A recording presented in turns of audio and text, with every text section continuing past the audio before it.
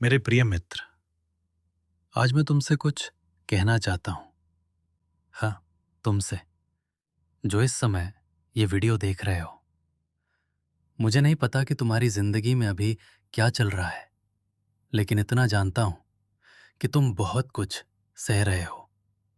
शायद पढ़ाई का दबाव है, शायद करियर की चिंता है, शायद परिवार की उम्मीदों का बोझ है, या शायद तुम हर दिन मुस्कुराते तो हो, लेकिन अंदर से टूट रहे हो।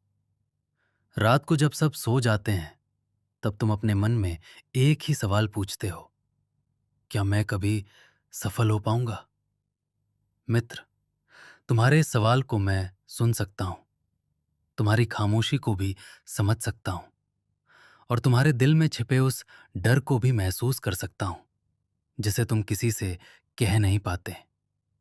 तुम दूसरों को आगे बढ़ते हुए देखते हो, किसी के अच्छे अंक आ जाते हैं, किसी को नौकरी मिल जाती है, किसी का सपना पूरा हो जाता है, और फिर तुम सोचते हो, शायद मुझ में ही कोई कमी है।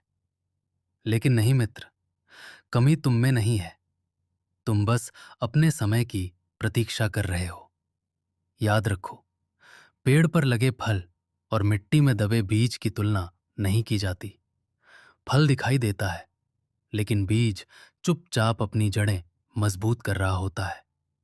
और इस समय तुम भी वही कर रहे हो। मुझे पता है, कई बार तुमने पूरी मेहनत की, अपना 100% दिया, फिर भी परिणाम तुम्हारे अनुसार नहीं मिला। उस समय तुम्हारा मन टूट गया। तुम्हें लगा कि तुम्हारी सारी मेहनत व्यर्थ चली गई। लेकिन एक बात हमेशा याद रखना, मेहनत कभी व्यर्थ नहीं जाती।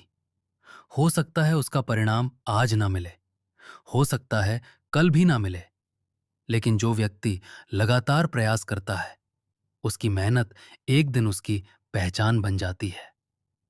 मित्र, डरना गलत नहीं है, थक जाना भी गलत नहीं है, रो लेना भी गलत नहीं है। गलत केवल एक बात है, खुद पर विश्वास खो देना। जिस दिन तुमने खुद पर विश्वास खो दिया, उसी दिन तुमने अपनी सबसे बड़ी शक्ति खो दी।